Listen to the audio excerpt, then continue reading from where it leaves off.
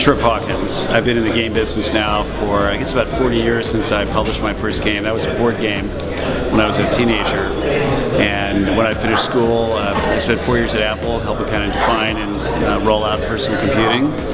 And all that time, though, for about a decade, I was planning on starting my own computer game company, Electronic Arts. And I actually decided in 1975 that I would start it in 1982. So this was planned pretty far in advance. I did, in fact, found it and fund it and start building it in 1982. Spent about 12 years running EA. More recently, I run Digital Chocolate, which is a more agile digital game company. We make casual social games that are free to play, that have virtual goods, and that are available on Facebook. They're in the open browser now at digitalchocolate.com. They're on iPhone, they're on Android, they're on tablets. Excited about two different things. First, I'm the most excited about the browser because basically everybody's using the browser and it's the simplest way to do anything. It's the most convenient. And I see the industry now, I see customers and players going to whatever's the most convenient. So if you're in front of a stationary machine like a PC, the browser is the most convenient already. Obviously, if you're mobile browsers still are kind of borderline. So mobile is a tremendously convenient way to do anything because you have it with you. And so that's kind of an app that's a native app. But you know, we think in the long run that the browser is just going to go everywhere. And probably the most exciting thing on the app side is tablets. And I think tablets will be the hottest platform for games in terms of new device growth. In the next, just in the next 4 years, we're going to get from basically nothing to 1 billion tablets. Or never before will anything have grown that fast. That's incredibly exciting. But I see the browser eventually winning there as well. I just think of the tablet as being kind of the next kind of computer that we're all going to want to have, and the browser is going to be there. When I founded and built Electronic Arts, I was very clear on the fact that there weren't a lot of retailers that understood how to merchandise games, and there weren't really distributors doing it. And so we actually, you know, I set out to make us the #1 distributor in addition to the #1 publisher. And we wanted to, you know, basically get out to the retail shops ourselves and really influence the merchandising and promotion of games, and just, you know, better understand what consumers were doing at the point of sale. That became a real strong point for EA in its success. Since then, things have changed dramatically. So distribution business models are starting to decline. And you know, generally in a distribution business model, somebody kind of has a chokehold over it and has control over it, and there's limited shelf space, and you know, again, a lot of it has with financial leverage and brands. And you know, if you don't have a major brand, you're not going to get into Walmart or other big retailers. You know, and you know, the guys who are really big tended to have more control over it. Well, now you have the internet, and again, with the browser, everybody searches for stuff, and the search results, you kind of created your own store based on what you are personally looking for, and a lot of stuff is free. You don't have to pay for it up front. You just click on links and you try it for free. This is a very, very different thing, because suddenly brand doesn't matter, scale doesn't matter, financial leverage doesn't matter. Any little guy can invent some new thing. And we've seen success recently of startup companies as young as Zynga, or even younger like Rovio with Angry Birds, you know, where basically if you've got something that's good and it's easy for people to try it for free, the word's going to get around, people are going to beat a path to your door, and you know, you can basically host your own server. You don't need to go through anybody's channel of distribution.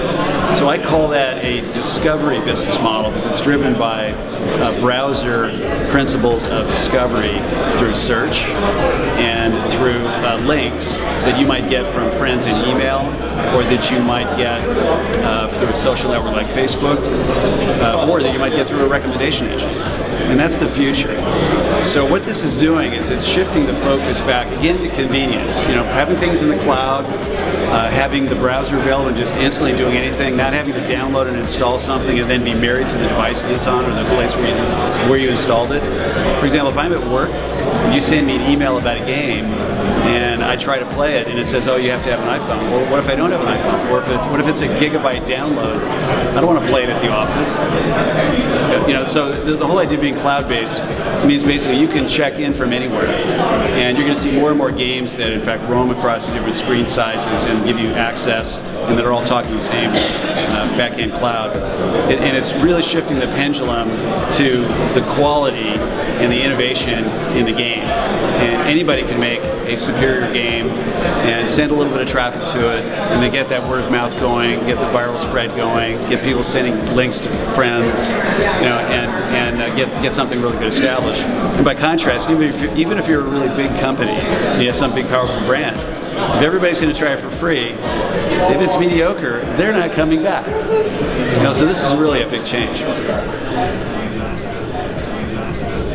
I think there's been big changes in how developers think about how to bring their products to market. So for a long time, they really depended on having a publisher that had access through channels of distribution that could finance production, finance marketing, and get the product operationally to market.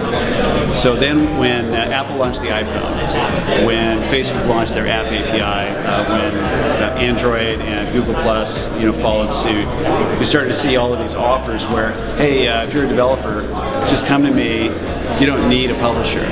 I think that honeymoon is ending now, because now that if you have 1 million apps in an app store, because your app is in that app store, it doesn't mean it's going to get discovered. So you've got issues about, well, how are you going to bring traffic to it?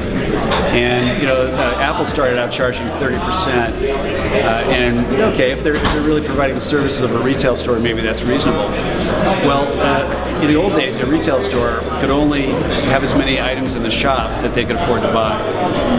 And that limited the amount of inventory, which meant that, sure, if you went into that shop, you were going to discover everything, and there was going to be somebody in the shop, in fact, that was going to tell you about what was there and help you, steer you to what you want. So retailers in the old days not only solved the distribution problem, they solved the discovery problem. In the very beginning, with iPhone, with Android, with Facebook, they also solved the discovery problem, because in the very beginning, there wasn't much there. As you got it up into the thousands and thousands of things that are there, they're no longer just solving a discovery problem. So they don't really, in fact, deserve 30% of the value chain anymore. So the 30% number is kind of arbitrary. I'm not sure how Steve Jobs picked that number, but he personally picked that number. He's no longer available to tell us why and how he picked that number. Everybody else copied that number. That number makes no sense whatsoever anymore. So this is a really big issue, I think, for developers, because they were thinking that, oh, we don't need a publisher anymore. But if you're too dependent on one of these store environments that's charging you 30% but not solving the discovery problem, it's not going to work. So I think for developers, increasingly, they're going to have to try to then figure out, well, how do I get my discovery problem solved? If they can't finance it themselves, then maybe they need to go partner with a publisher that's good at it. I'm also helping a community of indie developers establish a new business model called Free Game Leaders. And this is a new idea that's designed to be traffic interchange to help solve the discovery problem. So there will be some innovation, cross-promotion as an example, where companies are just trading clicks. That's an example that's come about just in the last couple of years. So there need to be some innovations that help solve these problems, but it's really clear that just the relationship, say, between a platform owner like Apple and a developer, it's not sufficient anymore, and it's not really financially adequate. Obviously, the success of Apple, the success of Facebook, that gave them a certain amount of gravitas.